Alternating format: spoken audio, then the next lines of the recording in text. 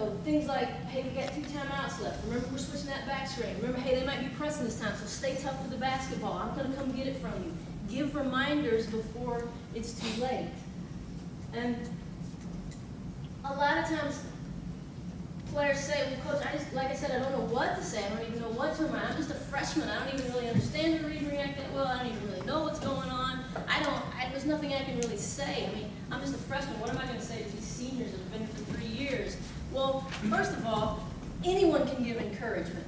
And that's a great use of your voice. That's a great way to give meaningful communication. Anyone can encourage. Anyone can repeat what Coach said. Now, one of the things that we do at PGC to start to try to build this habit, and you saw a little example of it today, is whenever we call out the name of a drill or the name of, this is actually something I stole from Coach K, whenever he calls out the name of a drill, he has his point guards repeat it. So if Coach K calls out 3-on-2, 2-on-1, his point guards are saying 3-on-2, 2-on-1, come on guys, let's go.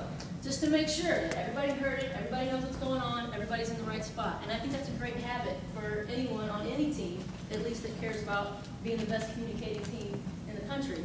So even just repeating something that your coach says. If you can't think of anything else, especially if you're running something like the read and react, and this is your first time doing it and you're a freshman, it's also kind of going really fast to you, call out what you're about to do. Call out what you're about to do. Red, I'm cutting. Graham, I'm coming to get you. Michael, I'm filling. Call out what you're about to do if you can't think of anything else. And then you guys that are more experienced and have a greater awareness of what's happening, then you can start telling other people what they should be about to be doing. And, you know, I think that coaches are as bad about this sometimes as players. You know, like I said before, they say talk, but they don't teach how or why. One of the ones that used to drive me crazy is I used to have coaches say to me, make a good decision, make a good decision. You don't think I'm trying to make a good decision? I would love to make a good decision, trust me. And just as a quick example, I won't go into the details, one of the things that we teach at PGC, again, we're talking to, the assumption is you're a smaller player, you're going to be playing against bigger, more athletic defenders. We have a made-up word that we call HUPPY, and there's 4 P's in HUPPY, and all the P's stand for something else, something doable, an actionable thing that we want players to do when they get to the lane, when they get 2 feet in the paint. Basically, we want them to be powerful with the ball, we want them to peek at the rim, we want them to pause for an 1/8 of a second. And there's no guarantee if they do all 3 or 4 of those things that they're going to make a good decision, but it makes it a lot more likely that someone will make a good decision than if they get in there and go off 1 feet and do something in a hurry, out of control.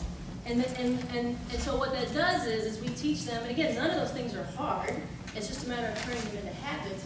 And then when we get to the court, instead of saying something, let's say some little point guard gets in the lane and does something in a hurry and looks little and out of control, instead of yelling at him and saying, make a good decision, we can just say, hey, don't hurry, huppy. Don't hurry, huppy. And right away, because they've been taught that, they know, oh, okay, now I know what's